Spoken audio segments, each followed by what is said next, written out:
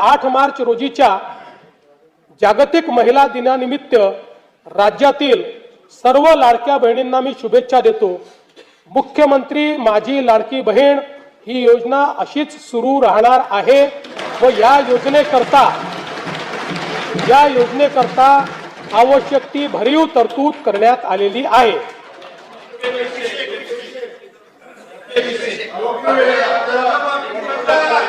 काळजी करू नका, तुमच्या मनातली एक एक गोष्ट आम्हीच पूर्ण करतोय, आम्हीच करत राहणार आहे।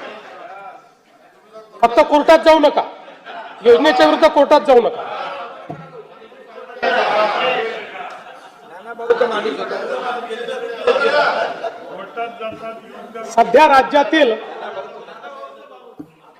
सध्या राज्यातील सर्व जिल्ह्यांमध्ये एकल महिलांचे सर्वेक्षण चालू असून ते पूर्ण झाल्यानंतर त्याचे उचित विश्लेषण करून एकल महिलांच्या कल्याणासाठी सुयोग्य धोरण आणले जाईल।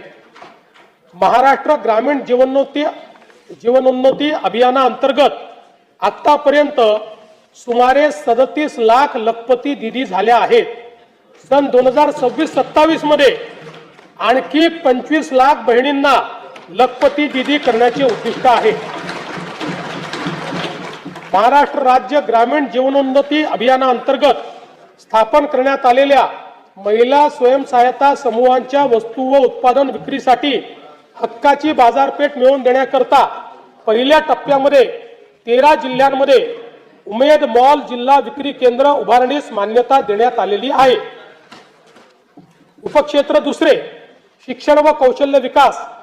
राज्यात 100% मूलभूत साक्षरता व संख्याज्ञान 82%हून अधिक पदवीधरांसाठी रोजगार निर्मितीचे उद्दिष्ट आहे।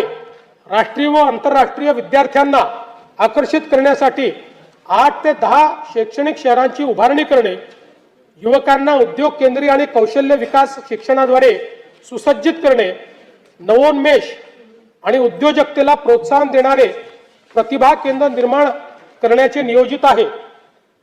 नवी मुंबई आंतरराष्ट्रीय विमानतळाच्या परिसरात भारतातील पहिली आंतरराष्ट्रीय दर्जाची एज्युसिटी विकसित करण्यात येत आहे।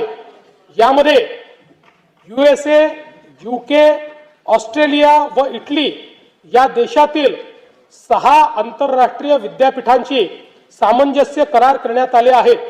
या सर्व विद्यापीठांचे अभ्यासक्रम याच वर्षी सुरू होणार असून या उपक्रमांमुळे राज्यात राष्ट्रीय व आंतरराष्ट्रीय विद्यार्थी ज्ञानार्जनाचा आनंद आहे की लाडकी बहीण योजना जी आम्ही घोषित केली होती त्याच्या निधी वितरणाची सुरुवात आम्ही कालपासून केली आहे।